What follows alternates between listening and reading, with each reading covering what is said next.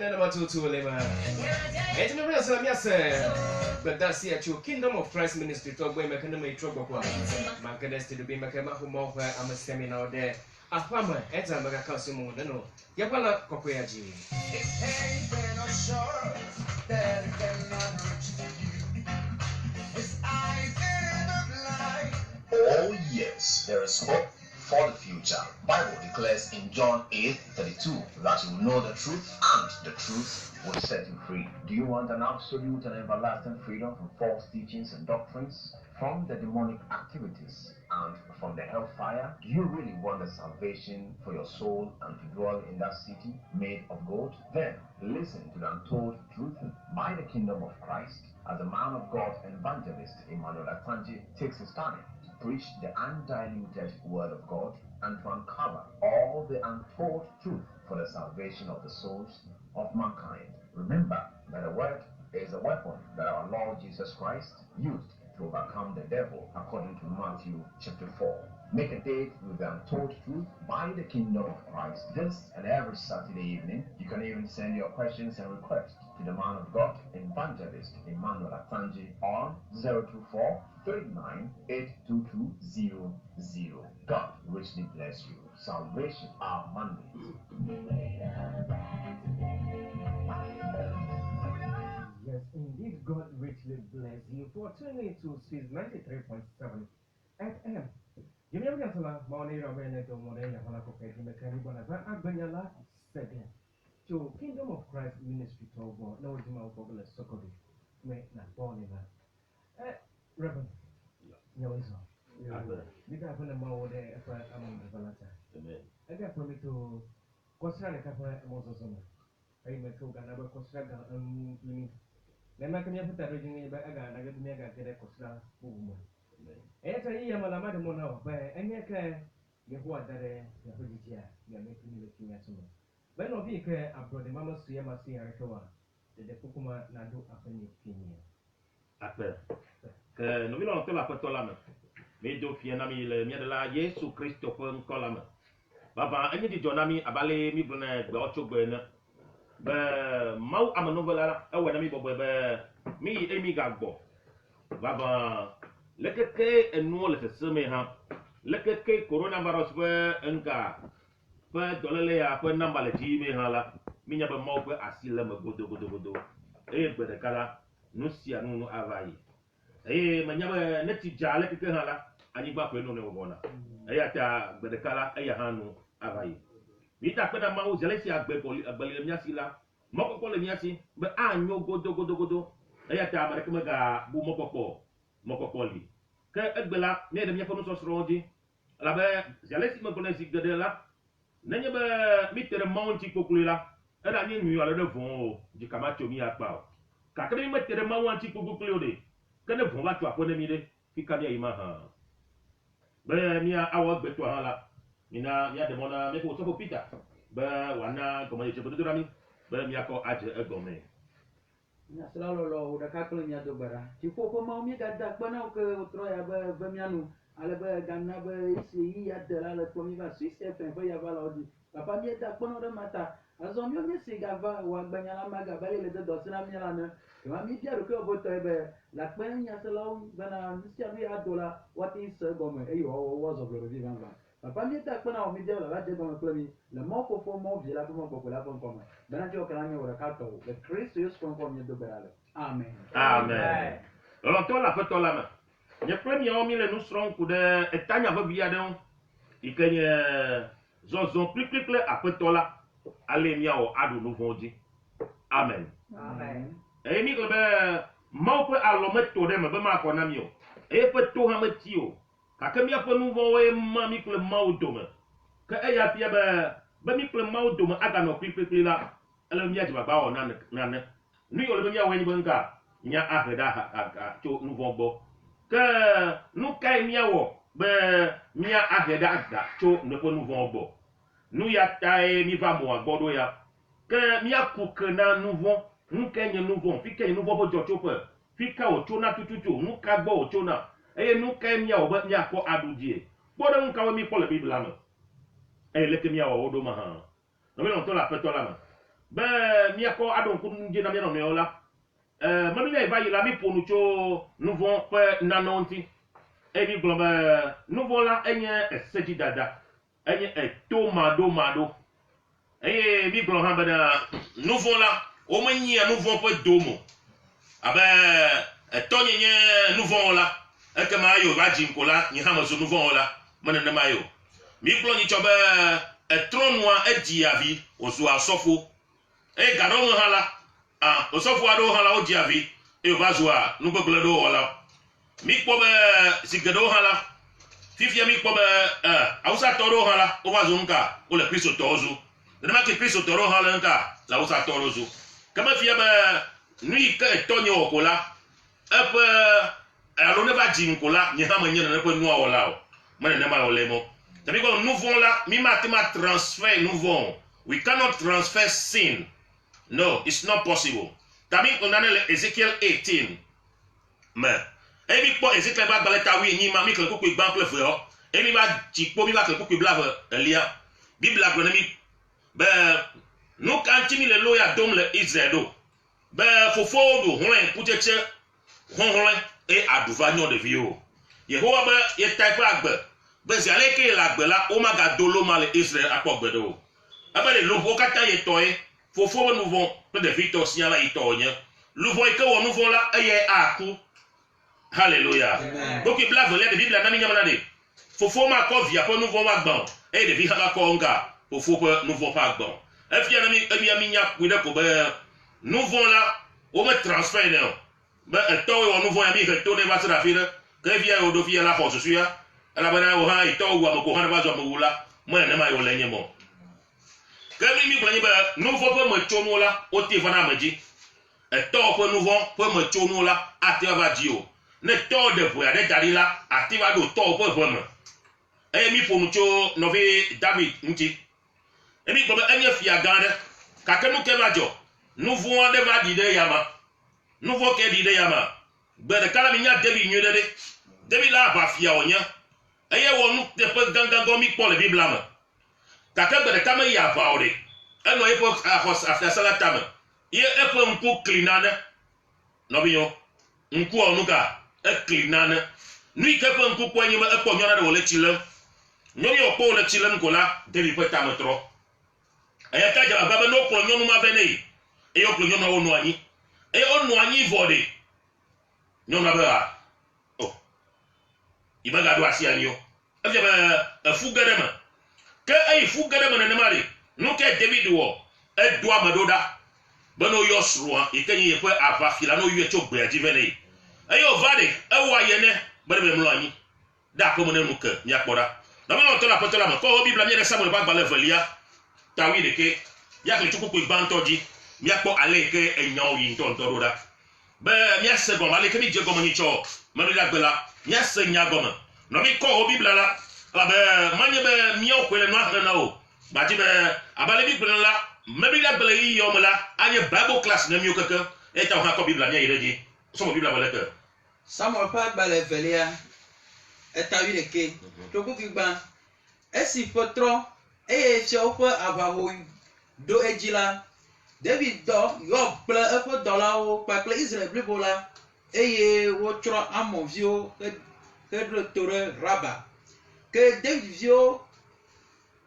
David ti Jérusalem le trome esi David focho e pe abadil le chadim le fiako tamala ele ko tam kpo nyonu are le chilem nyon la jetugbonto tete David do we da bia nyonu la gomese eye wo globana eye anye Eliam pe vi nyonu Baseba Uria kititola sro eye David do amewo ira pleve eye esi ova gbola eda sienu esi nyonu la paladinu la le erokinu vola etro ire peme eye nyonu la fofu eye odo ira glona David bana me fofu tete David do amerore Yob bana do Uria kititola dem eye Yob do Uria de David eye esi Uria va egbola David bie bana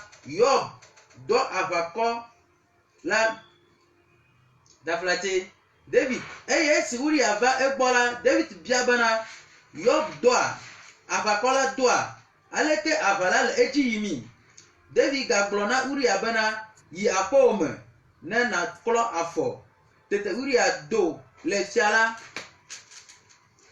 fome eye siala fe nana je yome te Uria tie pa fetola fe dola kata gbodo le siafe agbonu eye meyi efeme o eye ova glona David bena Uria meyi afeme o tete David glona Uria bena alo menye moji ne chogboa nuka nchi meyi afeme o Uria dong na David bena adaka la kple Israel kple Yuda wole agbadome eye apeto Yob kple nye apeto fo dolo fu asara nyire tagba eye nye ama yi afenye me adunu anunu aha dosro nye gboa metawo amia kple wo agbesia ne ma wo nu sia tin David glona Uria bena chi afisia egbe ha echola madomo o eye Uria chi Jerusalem gbe ma gbe kple nu esike kple nu sike kere yomala eye David pe ovadunu nonu le egbo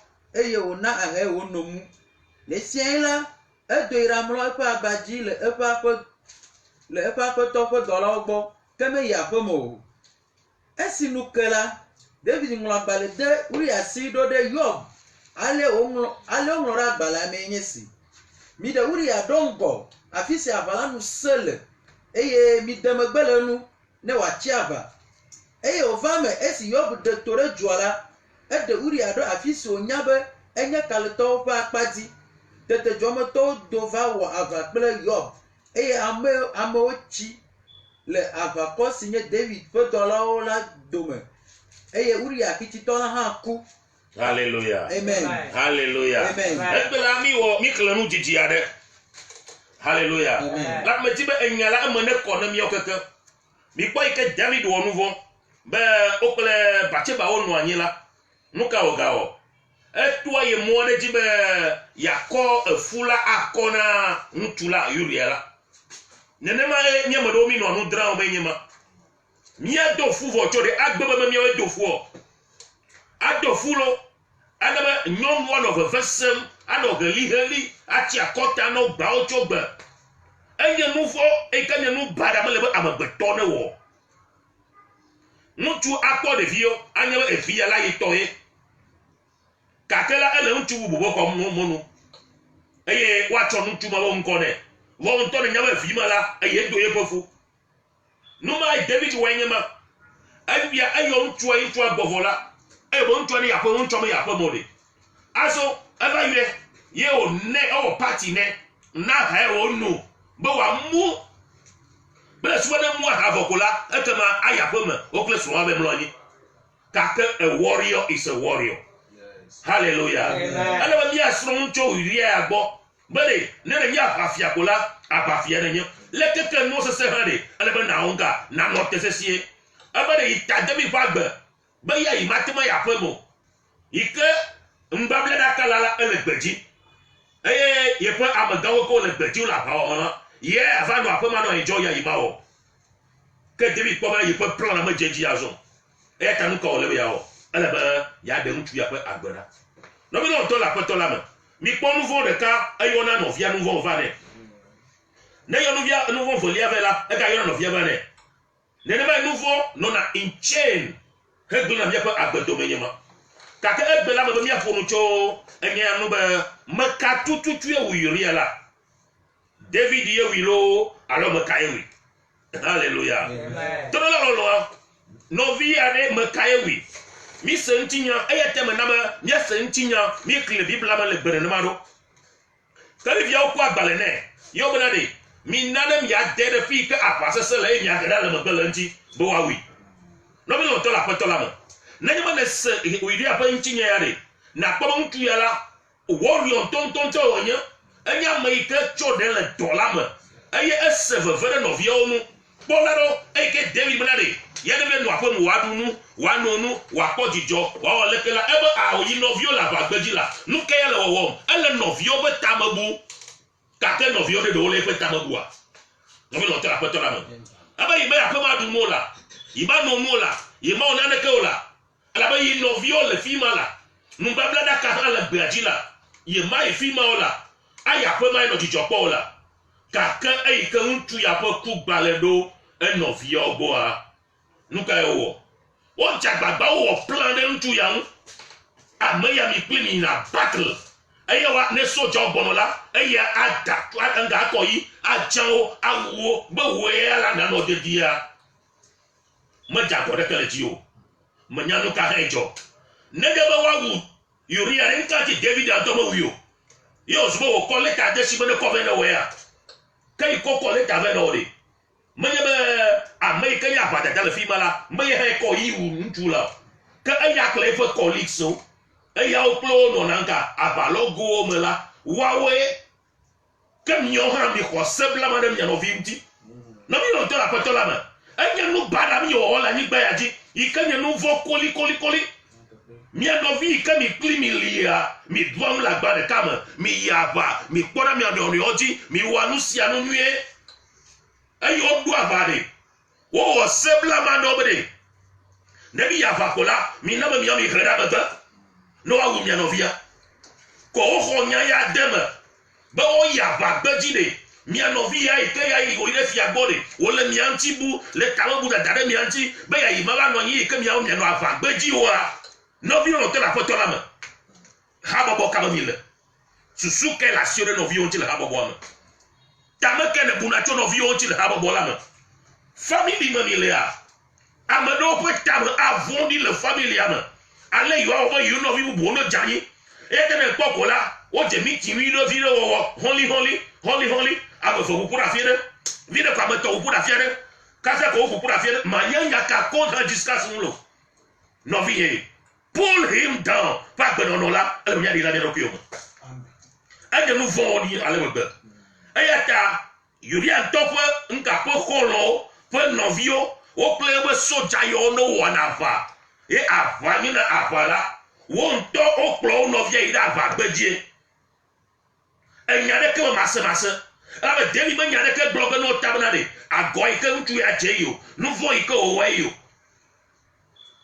eye ta woyi aʋagbedzi nye gaƒe menye tueliwo danɔ eyi ye dzama be nyae fumafuwo be nyae eya ta ne wozɔ gbɔnɔ la ne futɔwo hã zɔ gbɔnɔ mia gbɔ la ele be miawo keke miazɔ hoo ɖe dzi ne mi zɔ hoo ɖe ekema mi le kpɔda ame hã ekpe ɖe nɔvia ŋuti ame hã kpe ɖe nɔvia ŋuti eʋua bena ɖe ayɔrɔ se bena ɖe ehame yiwo nɔna eye dzena ɖe ko dzi ko gbɔna ke yi ke wole hame yi fi ma ɖe woawo ya ga ʋua ɖo ko la be woanɔ ŋga ŋkɔgbe yi anɔ aʋa wɔ anɔ ŋkɔgbe yi na aʋa wɔ ɖe eye Uria tsɔ eƒe ŋusẽ keke le aʋa wɔ le ya dam ɖe wo nɔviwo le hehe va megbe eya ɖeka tsi fi ma etsi ame manyamanyawo dome etsi ame vɔ̃ɖiwo dome etsi aʋa wona be wo nɔvia zo ame tsi aʋa wowu wo nɔvia eya te me bia le Zion na ɖe meka tutuia wo Uria ma hã hallelujah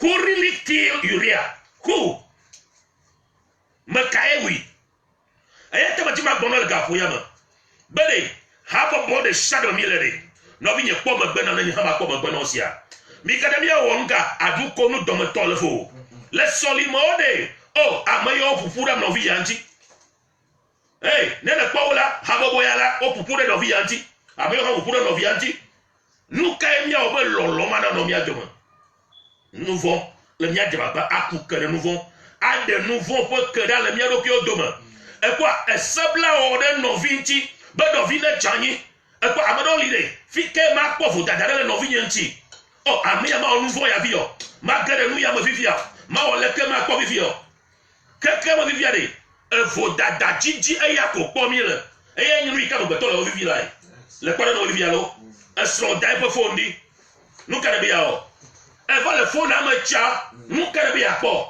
yi be ya kpɔ be na ɖe eyɔ nyɔnuvi bubu aɖe hã ne ɖe kpɔ wɔ yɔ nyɔnuvi bubu aɖe ne wòanye dzidzɔ na wa míawo ŋutɔ mi le nu yi ke agbã dzi ne mía mi le dzim le fighting over it all the time hallelujah ele mía de dzi le xexe ya me nɔvi le ɔtɔ le aƒetɔ la me nu sia nu yi ke le ɣaɣla la mawu aɖi ɖe go godogodogodo Non, mais l'autre, la pote la main. Nous, comme dit, on est de Makoba Balem. Makoba Balem est tave. Bien que tu coupes une bande, on l'a dit. Bien que nous, qu'est-ce que tu peux m'en ben, mieux qu'à ta, mieux sur nous, là. Mina, mieux pas, Bible. Eh, si, au gars, il y a Caperium, l'encadre, Magbella, au Sabana, elle a poème. Eh, Amagaro, Fufu, à Labana, au Magapon, au Poix de Color, ou Tron, ha, ou. Eh, au blanc, au blanc, eye ame ene tsɔ lãmetututɔ aɖe gbɔna va egbɔ eye esi womete ŋu te va egbɔ le ameha la ŋuti o la woyi ɖaɖe mɔ ɖe xɔ si me wòle la tame eye esime woŋlɔe vɔ la woɖiɖi aba si dzi lãmetututɔ la mlɔ la ɖe anyi eye esi Yesu kpɔ woƒe xɔse la egblɔ na lãmetututɔ la bena vinye wotsɔ wò nu vɔwo ke o. Ke agbalẽfialawo gbalẽfiala aɖewo bɔbɔnɔ anyi ɖe afi ma eye wole dzi kem le woƒe dzime bena aleke wɔ ame sia ƒo nu alea. Hallelujah. Nɔvi wo te le aƒetɔ la me. Meti miakpɔ ame hatsotso eve le fi. Hatsotso gbãtɔa yenye Uria ƒe xɔlɔwo. Amen. Yenye Uria ƒe xɔlɔwo lo. Wo kple wo nye aʋawɔlawo. Amemɔ tamenyola. Uria save wo shigre de bo tsi inu kake wa ya va kwe dashi ne yi wo kwe to charge we bene ku hallelujah nu yo keke o wole pe agbeme no ko la o mu lo be nene me amegbeto ade o le nyema de sia de ke de wole wa mu le be ke wa ji bubu akpapi ike wa fifi le to do le so yo ate o de to na nyono kake bi na bi ko mi yo he mi fi la ma ko ba le ta fe lia bada ŋutsu aɖe ya ame ya la enye lãmetutu dɔ paralyze yen to magate o naneke ɖe ɖokui o magate ma kɔ ɖokui ayi kɔdzi o fi ke Yesu le dɔyɔm na mo la ŋutsu ya la mate ma kɔ ɖokui ɖe dɔyɔƒe la o gake mi na mi kpɔ ɖa wobe ɖe ame ene ɖe li dɔba ame ene hallelujah wobe ame ene ɖe li wɔwɔ la ɖe wokɔ ŋutsu ya da ɖe aba dzi. Eye ameha le akpai, ameha le akpai, meha le akpai, meke ha akpai. Eye wokɔ wo nɔvi ma, de aba la dzi nenema, kplɔ amehawo ɖo kple susu be Yesu ƒe asi ne ka wo ŋuti. Ekpɔa, ɖokuitɔ dzidzi vivivo, enye nu vɔ. Ekpɔ ŋutsu yawoa, menye wo ŋutɔ be yewoakpɔ dɔyɔyɔ, gake wo nɔvi aɖewo dzi be ne kpɔ dɔyɔyɔ. Eya ta woɖe asi woƒe dɔwɔnɔ ŋuti, woɖe asi nu yiwo gbemagbe ŋuti. Eya ta wo va le wo nɔvi dɔléla tabe ne megbetɔ kpekpe woli la leke wole abɔ kpe nɔ gake woli kplɔ amehawo ɖo kplɔ Yesu ɖo kplɔ amehawo ɖo kplɔ Yesu ɖo fi ke wova ɖo fɔ bena ɖe Yesu ne ka asi ame ya ŋuti ɖe wova kpɔ amehawo sɔgbɔ ale gbegbe eya ta naneke meli yewoawɔ ame yawo ɖe wova ɖe asi wo nɔvia ŋuti be ɖe wohã ma nyo mewoe nye amegbetɔ kukugo abo kukuwo wohã yi miavo wome gblɔ nyama o nɔbi lɔ tɔ le aƒetɔ la me wome gblɔ nyama kpɔ gbe ɖe o la Biblia be ɖeɖi megate mía ŋuti le nu nyuiwo wɔm o míame ɖɔ mi li ɖe ne nɔviwo li ne kpe ɖe tsi ɖeka pɛ kpɔkpɔ ɖe etsea egbe sia gbe eya koe hallelujah ɖeɖi megate ŋu o le nu nyuiwo wɔm o kpɔ leke ŋutsu yɔ la wokɔ ame yi ke le dɔ lém le kpekpe zuzu wokɔe nenema le tsatsam le amewo dome le yiyim menye wo ŋutɔ he le dɔyɔ dzi mo wo nɔvia ƒe nui ko dzi wo le nenema mi na mi kɔ mia nɔviwo ƒe agba ne nɔviwo dze anyi ɖe li na fɔe li ne wòatsi tsitre eye nye Kristo ƒe mɔ yi ke zɔm mi le menye be yeaɖe ʋe ɖe nɔvia ƒe ɖe age ɖe me ne yeatso asi de me hã menye Kristo ƒe agbenɔnɔ ye mɔ eye nu vɔ kple nu vɔ ƒe ke ke yi ke ŋutsu yɔ kɔ bena ɖe emɔ meli yewo agati kpɔ Yesu wɔ ɖeɖi ate wo ŋuti kaka me yɔ bena ɖe awola nɔvi ya ɖe lɔlɔ yi ke le mía dome ta nenye be ɖe míaxɔ abi ɖe ta ɖe míaxɔ abi ɖe ta wobe woyi kaka exɔa ƒe tame nɔvi nye imagine lo ame yi ke le dɔ lém leke woti ame ma kɔ ge kaka yi ɖe xɔ tame picture the thing in your mind ke via tame be wokɔ enga lada da ɖe glia dzi no de glia hã via ɖe leke wole wɔ ge woame ene ɖe woate zɔ lada dzi at the same time alors moi de toi fide step ale toi fide olia e olia mo pepema ne ma ko le step alia me le yi neni ba de di bi wa tem chebo awo de di tem chinyo de di ma tem chinyo ele be na da po doyoyo ne ma e nya ko no mi ano we nya mala ne no vi o janye li chuela le pa asi chuela. Hallelujah. Amen. Ayatare ono fuma ko enwa no bebe enwa no kliko kako bana de aola novia taila amane nyone novia la novia ne podo yo la novia ne podo de la amane nyone la ayataila mi mane do kwito jila ola novia amane nyone godo la emi kwa ne mi ji novi bubu otore mautra mi atoro. Amen. Hallelujah. Amen. Ayata o ko ne pa ya kaka be ngosigia ngosilia no nwe vorade podalo techniques ka zadole o ma ngosilia tola adasha banchi boyi wa kejele nemo agba taku ta imagine tamanyo do be choka sare anga abachia achia o kwa marajia sare be to ga ne yo le didim do kaka Yesu anyare amya do ipa komo. Hallelujah. Amen. Makanui kama matore no vinyeta. Makanui kama owo na tore no viota. Yesu yare nuka wore mi. Aya manya no vopo kaka vakaka yama. Ela kono piena o chi de la mo ndunuma de niata. Ade po tia kuku dare. Aya ala o kon ja kuku ko dana yama. No mi otola potola me. Ame kama nya no vopo gbere o. E kom ye me betopo no vo na chicho ganji. Aye, ababato yo na chiono, ona bole odu, ona nka enu no abasiore, oyo dono nku agbato pe nka eteku no to yo donare. Nenepe amore. Obia obade. You are that she at your glinty or that she is unchide. O do wenga, be that she at your glinty na mi. Kan yeso anu kan yo play. Clear chimche. O kwa chikto galo lo re jere utu ya babota.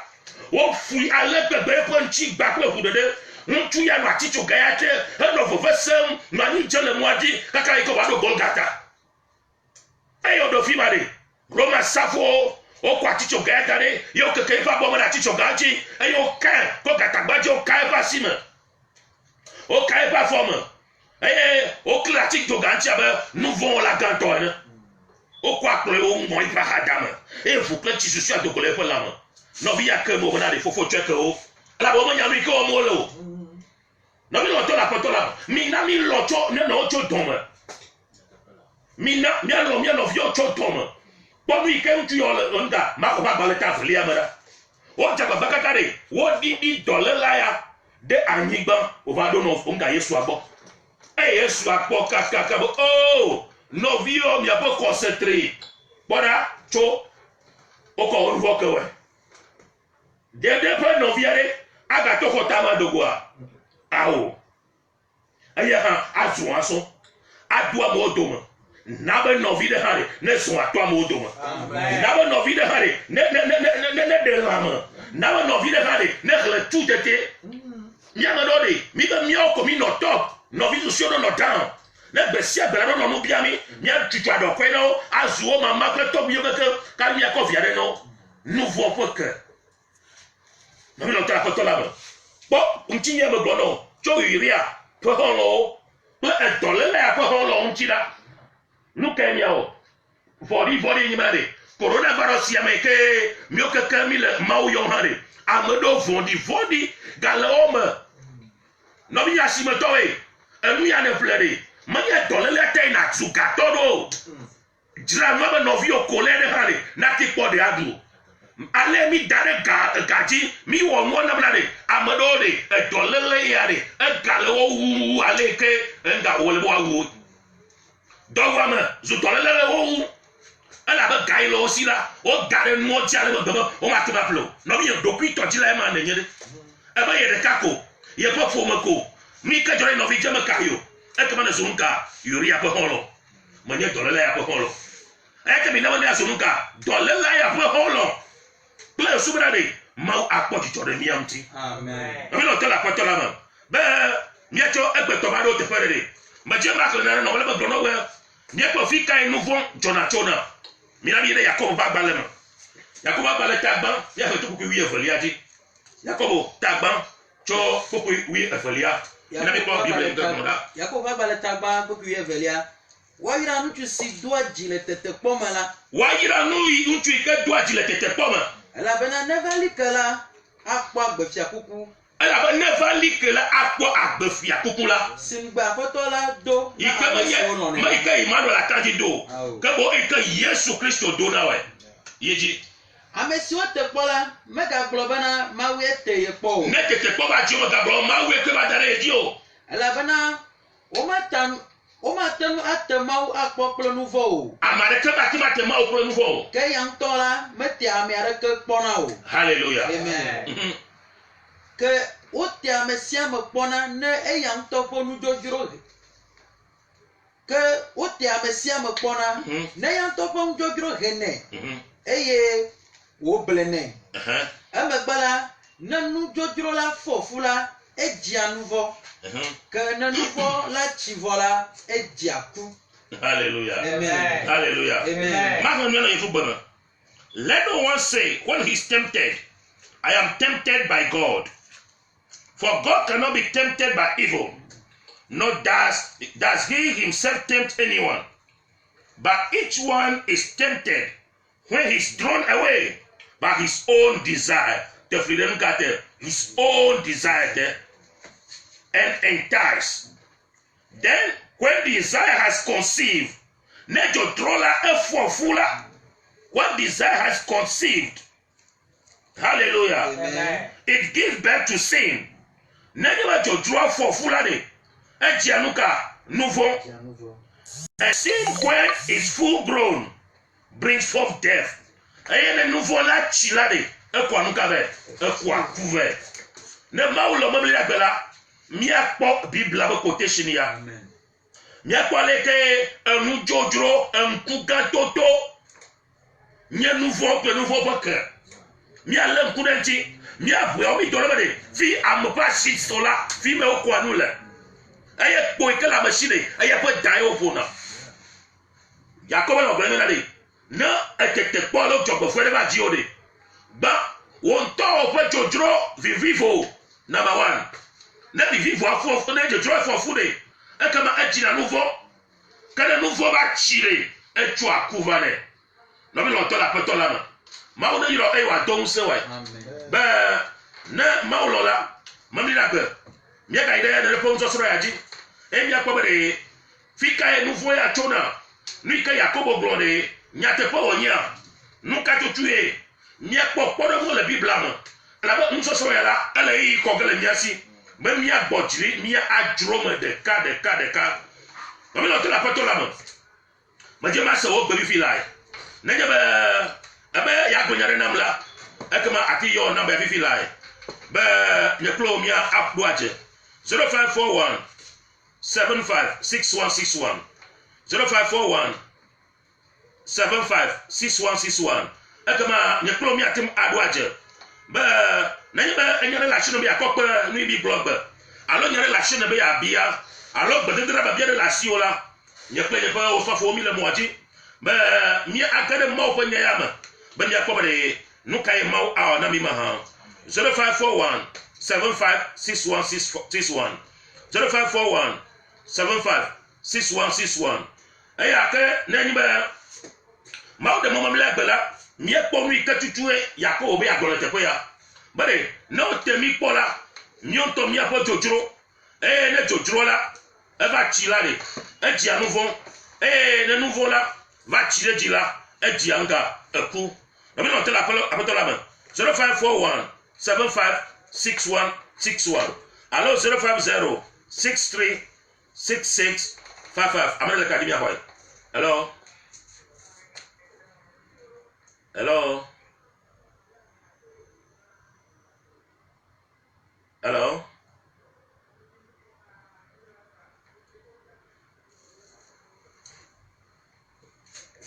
que no via agati troy mi form 0541 756161 allo 050 63 66 555 no via le cadi que mi a en baka hello yeah Mana ko bien encore sia. Yo, mais le faut Mama Mary, so lokui Maunijau. Akbar. Manijanya, ya bisi juga kota nanya Kristu. So, Amen. ketika ketika dah jauh beli, dapat guna maunci. Manijah ekspedi, nombor ekspedi. Dijana Kristu tapi sekali ini membuat hidup ini. Amen. Nyawa ada sedikit banyak. Yes. Dan ya, fokus isi selano. Abadi pandemi. Pues, siapa bakal kamu mau kota Yesus tas ini. Yang hanya ini mah mau nijau. Amen. Nijau abad suci. Yo, Yesus pun. mau do ira ale bebe. Nami o ha mi ase pe chukbo we. Ni be nyare la shi o.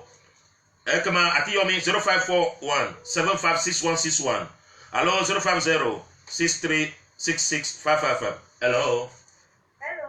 Yes. Mana ko bien encore sia. Okay, no be Gloria. Yes, uncle. Okay. No be Gloria kun nami. Aspeno. Yeah. Ya no nada. Me llama de Tudela.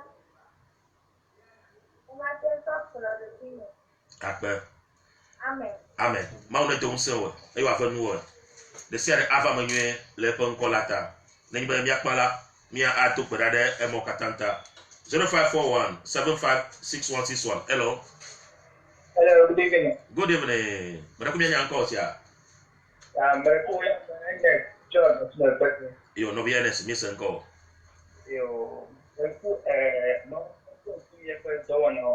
Okay.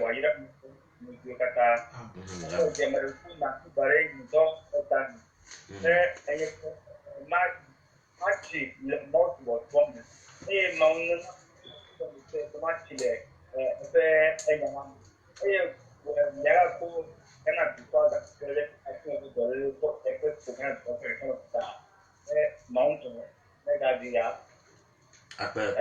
No vi enes mau na yiro ale gbegbe wa don se wa. Ka ni ba mi do pakpala mi atu brade gabio katanta. Mau na yira mi e wa don se mi.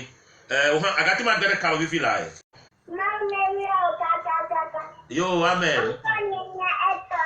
Aha.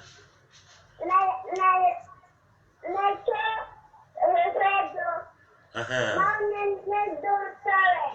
Amen. Amen. Amen. Mau na yiro ale gbegbe. Mo ko pe ya yira ma de ma ale gbegbe. Mau na don se mi wa don se o ha. No vi ape. No vi mu na ka di mi ho. Hello. Good evening. Yeah, good evening. What up, me yanko eh? Malota before when Moses na yonto olato. Okay. Also for me that kono do ko mawo ya kare go luta. Amen. Nyame gero nya tuta ngo tuna vara. Never had to tell me.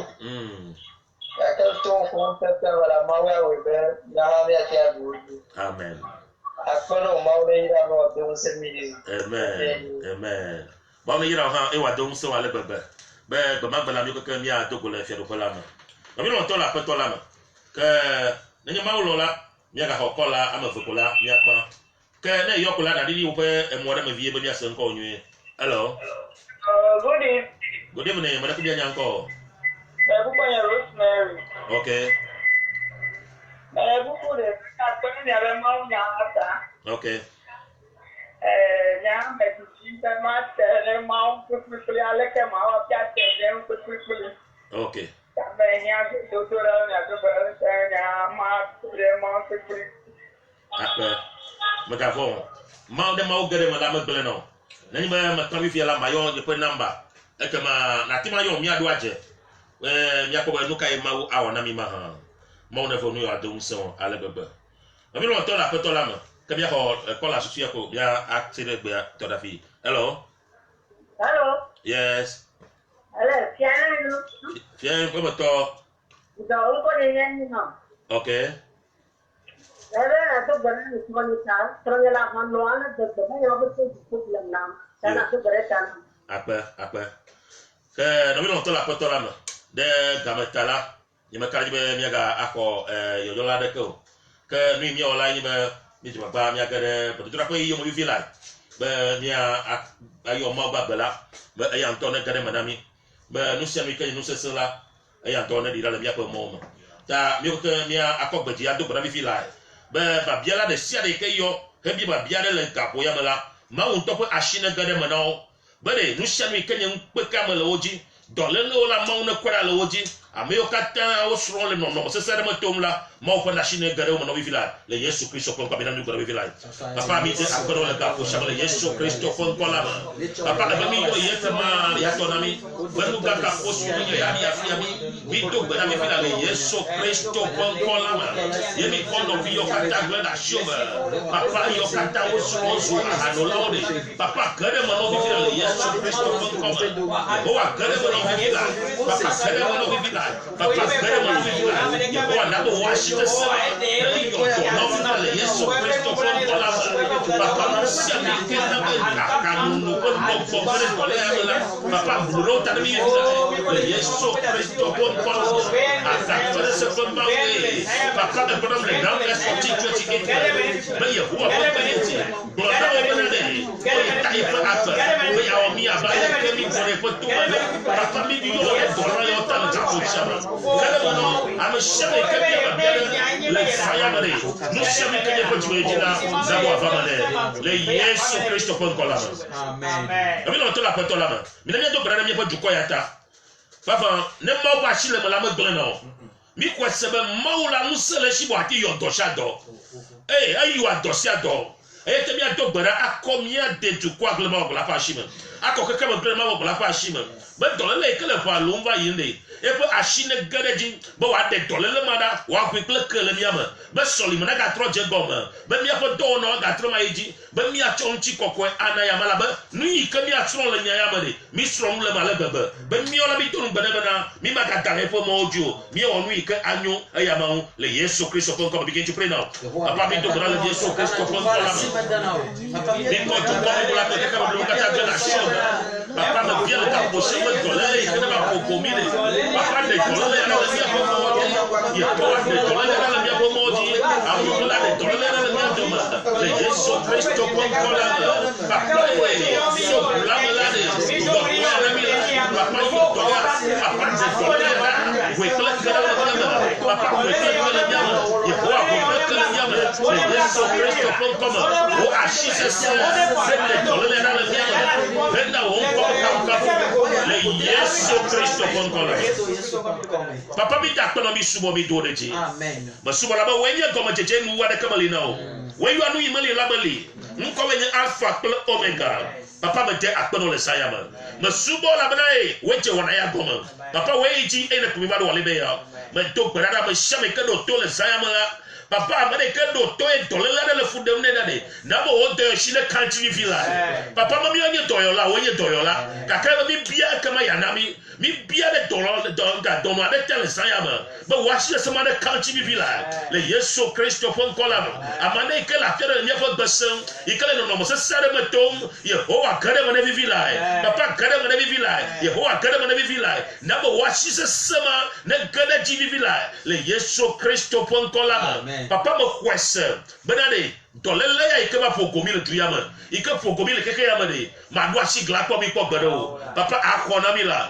abana mi yo yi mi bobo mi ro kyo ni de Yehowa de ya do mi fa ni gban papa yo do ani gban ya papa yo do Ghana papa yo do Togo papa yo do Benin papa yo do Côte d'Ivoire papa yo do France papa yo do America papa yo do keke tama ba mi a chon ko afa de be ba mi yo la de gare mo na mi ba wo soli mo la de be ma to soli mo po ji o bana yi do ma do bodo vola mo but to wa ga iwa subo le jate pekole nga gbogbo papa mi ta pe no ko kwesi bodo yo kata le Yesu Kristo kon kola mo amen amen remi ko le fie bi ayom la ati ma yo so fo Emmanuel Atangi le 0243 982200 0243 982200 allo 020 907 8147 que bem cela é que o que